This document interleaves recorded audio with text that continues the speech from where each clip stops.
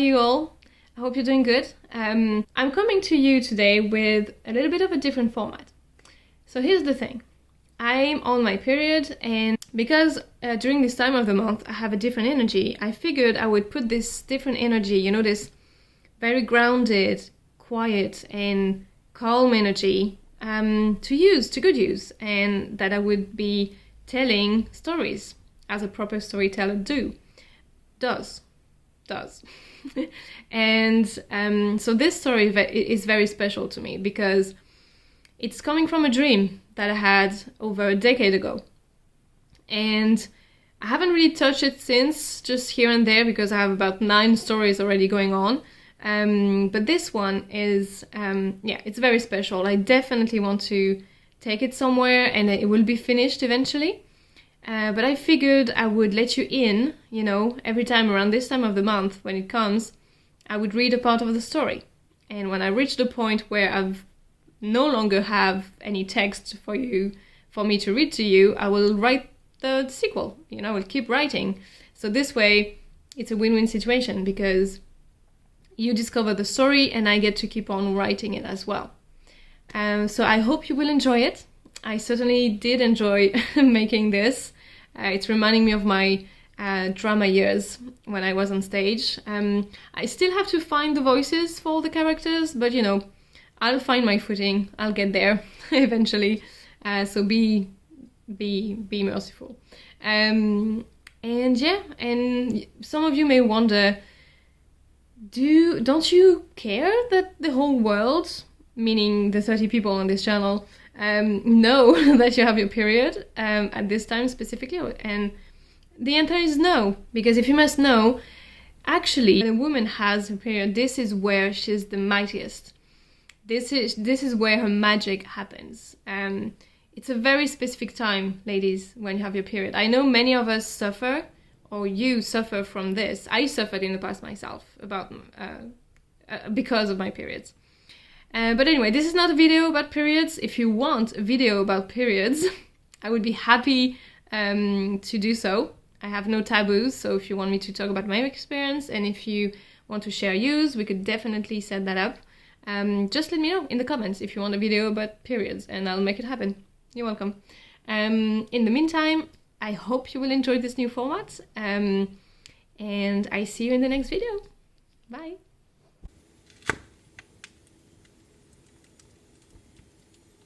(1766) France.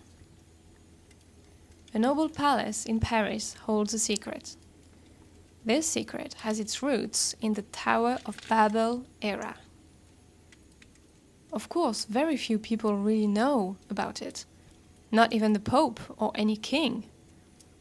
That leads us to introduce Sir Édouard, Marquis de la Seine. His family possesses lots of goods of all kinds, including a marvelous palace along the Seine River, where all the high society came to enjoy a moment of delight and spirit when the summer comes. He was a close friend of the king, Louis XV, and welcomed the court very often in his home. But that's not the point. The Marquis was a spirited person, well-mannered and mostly kind to women. His beauty was beyond description and second to none, therefore known by all the European society. He spoke and read Italian, Spanish, English, Swedish, and of course French. And as anyone in the 17th century, he spoke and read Latin and ancient Greek just as if it were his mother tongue. He used to read at least 3 books a week, knew his math, and was unbeatable in European history and geography. He also wrote amazing poems and painted quite decently. He rode horses exquisitely, knowing how to speak to them. He knew everything. Everything but one thing. The only thing he was not aware of is that, somewhere in his home, he was hosting an almighty and ancient knowledge. I'm not talking about his private library. Speaking of which, among his thousands of books, one was the Holy Grail of books. He just didn't know it yet. Early in a summer morning, our Marquis woke up wishing to make an inventory of his library in order to make a modest donation of his knowledge to a convent. Yes, he also had a kind heart. So he gathered his 300 servants, by whom he was loved, in the library and gave his orders. Good morning, everyone. As you all know, I've promised to Sister Anne to give to the convent de la Fontaine a part of my modest collection of books. I want you to make 30 groups of 10. Each group will be given a category and a leader. I've made a list during my breakfast earlier. The library being divided in 15 categories, each category classified by author and alphabetic order. Here's the result concerning the division. Marianne, you will be in charge of the history section. Sophie, geography. Jeannot, languages. Albert, ancient languages. Galien, you will handle plays. Jaco, fiction section. Sam, where is Sam? Oh, there you are. You will be in charge of the arithmetic section. Will, it will be astronomy for you. Adam, medicine. Alberic, old friend, I'll give you my dear art section. Alphonse, sorry buddy, you get the theology section. Insert bunch of laughs, it was the biggest section. Anaclet, it will be philosophy. Felix, young man, what about the physics section? All right, at last but not least, my dear Marcelin, you will deal with poetry. Charlotte, yes, you will lead my Toledo daggers section.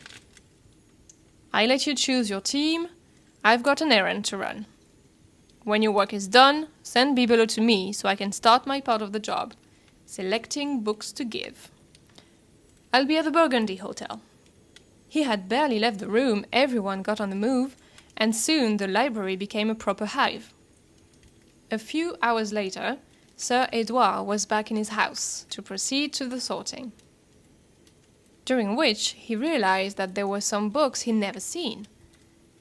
Actually, they were old, probably the former property of the former owner, perhaps decades before his family acquired the place. They were all hidden between the classified books, as if they magically appeared. Indeed, Sir Edouard, having read most of these books, knew the ones that were his and the ones that weren't. As a matter of fact, these strange books he had just discovered couldn't even be classified at all. They didn't belong to any section he had in his library. They seemed to be about psychology, esotericism, alchemy, astrology, and some other sciences he'd never heard of. At least, for very few he had found. How weird. He couldn't help but wonder what it was all about. Were the books put here by the visitors he frequently had? And if so, where did they find them? How, by the heavens, did they land here, in his library? But it was getting late, and he was tired of sorting books for hours. Though before he went to bed, he decided to gather his servants in the morning in the attempt to clear that out. He sent the young Bibelot spread the word, and he got in his bedroom.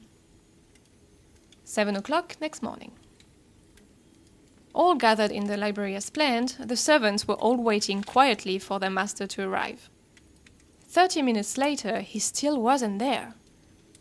Whispers started to fly among the servants because their master was a very punctual person and well known for it. 5 minutes later, he arrives at last, looking groggy. Still wearing his nightrobe, hair like a battlefield, and eyes, well, not inspiring a clear and rested mind. That wasn't usual either. Really, what had happened that night? Seemed to wonder the assembly. The answer came promptly. All right, people. As you can see, I didn't get much sleep last night. I was trying to wrap my head around a proper mystery, to which you might give some explanations. Has anyone noticed old and odd-looking books during the inventory? Everyone nodded in a positive way. Didn't anyone think it was good to let me know instead of mixing them with my books? If so, come forward. A brown-haired young woman did and walked gracefully to the front. Her name was Celestine. Yes, Celestine? I did, sir. So why didn't you do so? Because when I told the others you might want to know about them, I was told it was pointless. That we shouldn't disturb you for such an irrelevant matter, sir. Well, I'm quite disappointed, people. You should know by now that I like to know when something is not in order. But you thought to do well. Here's what you're going to do. Each one of you who knows how to write will write a note to every single person who came to my home asking them to tell me if they have seen any of these books before. Those who don't know how to write, you will give these very notes to their recipients. Everyone, back to work. Celestine, meet me here in an hour. In the meantime, I want you to send Bibelot to the Collège de Beauvais and tell him to come back with Godefroy Hermann III. Thank you. I hope you enjoyed this new format. If you did, please like and subscribe because there will be a new one every month. If you don't want to miss any of those, also maybe click the bell. And until the next video, stay cozy and I see you in the next one.